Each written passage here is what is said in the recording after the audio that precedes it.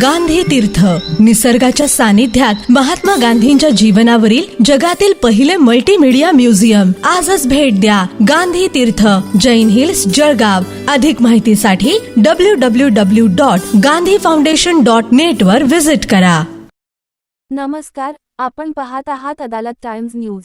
जळगाव प्रतिनिधी. राष्ट्रीय जनमंचतर्फे जळगाव महानगरपालिका आयुक्त ज्ञानेश्वर ढेरे यांना निवेदन सादर करत शहरातील सफाई ठेकेदार कंपन्यांवर तात्काळ कारवाई करण्याची मागणी करण्यात आली आहे. निवेदनात नमूद करण्यात आले की जळगाव शहरातील कंत्राटी सफाई कामगारांना कंत्राटी कामगार कायद्यानुसार आवश्यक सुविधा दिल्या जात नाहीत.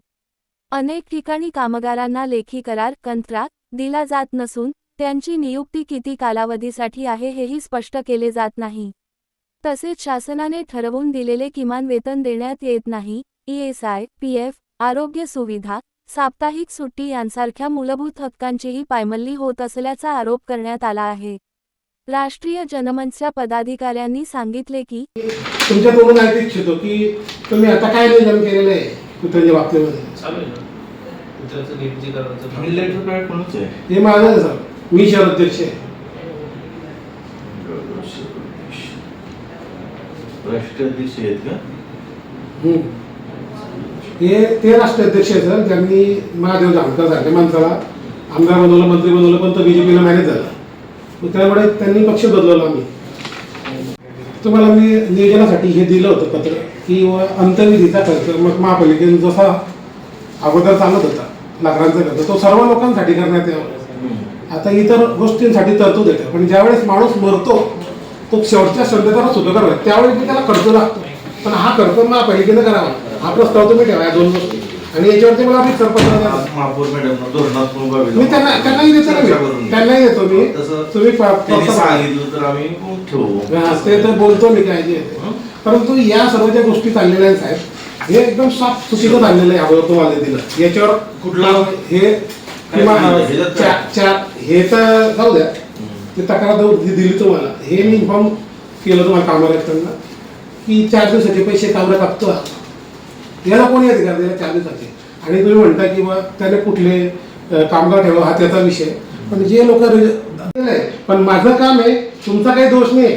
तुम्हाला या गोष्टी माहितीच नाही तर तुम्हाला वेटीस धरू शकत नाही. मी तुम्हाला इन्फॉर्म करतोय की ते 6 महिन्याचं वेतन जेवढे 500 कर्मचारी आहे त्यांना 4 दिवसाचे पैसे मिळाले पाहिजे. दुसरा विषय ज्यांचा PF खात्यात जमा झाला नाही त्यांना तुम्ही ताकीद द्या नाशिकवाल्याला की ते PFचे पैसे जमा करा. तसं ते करणारच आहे. कामगार म्हटलं मी ढेरे साहेबांनी सांगू इच्छितो. तो एक विषय आहे. परत PFचंही बोललो तुम्हाला मी. त्यांना नोटीस देऊन ये करा आणि 4 दिवसाचा पगार आणि ह्या ज्या महिला आहेत यांना कामावर घेण्यात यावं. अजून काही असे विषय मागचे की तुमच्याकडनं आमच्यावर माझ्यावर दुर्लक्ष झालेलं आहे. मी आपणास तक्रार दिली होती की कुत्र्यांच्या बाबतीत काहीतरी मी सर्वात पहिले मी भेटलो होतो सर तुम्हाला. मी साहेबांना पत्र दिलं, आमच्या पक्षाच्या लोकांनी पत्र दिलं. तुम्ही गार्डन मिटिंगला होते बरोबर आहे का? त्याच्या बघू आम्ही विचारू त्यांना घेता असेच खूप तर आम्ही विनंती करू त्यांना घेण्यासाठी. जळगावचे सर आम्ही काय करणार आहे सर सांगाल तर आता तर खर्च तर गैर खूप असतो ना, तर आम्हाला कामावरच येत नाही ना. ठीक आहे, आदेश करू शकता सर, विनंती नाही. कामावर काय देणार सर, तुम्ही त्याला आदेश करू शकता. मी सांगते सर तुम्हाला, तुम्ही कुठं कलेक्टर म्हणून काम केलं असेल. आम्हाला कुठल्याही भागात कामाला दिलं तर आम्ही नावं ही तुमचीच आहेत ना? कॉन्टॅक्ट आहे, नंबर आहे का तुमचा? मोबाईल नंबर तुमचे लिहा ना याच्यावर जरा, म्हणजे आम्हाला कसं होतंय अचानक आले तरी तर बोलवता येतं त्यांच्याशी.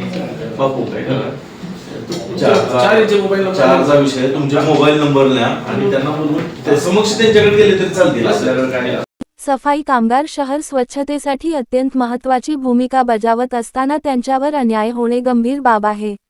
ठेकेदार कंपन्यांकडून होत असलेल्या या मनमानीकडे महापालिकेने दुर्लक्ष करू नये, अन्यथा आंदोलनाचा इशारा देण्यात आला आहे. यावेळी आयुक्त ज्ञानेश्वर ढेरे यांनी निवेदन स्वीकारून प्रकरणाची चौकशी करून नियमबाह्य ठेकेदार कंपन्यांवर योग्य ती कारवाई केली जाईल, तसेच कामगारांना कायद्याप्रमाणे सुविधा मिळतील याची दक्षता घेतली जाईल, असे आश्वासन दिले. ही बाब केवळ कामगारांच्या हक्कांची नसून शहराच्या स्वच्छता व्यवस्थेशी संबंधित असल्याने महापालिकेने तातडीने ठोस निर्णय घ्यावा, अशी अपेक्षा नागरिकांकडून व्यक्त होत आहे. याचबरोबर बातमी संपली. नमस्कार.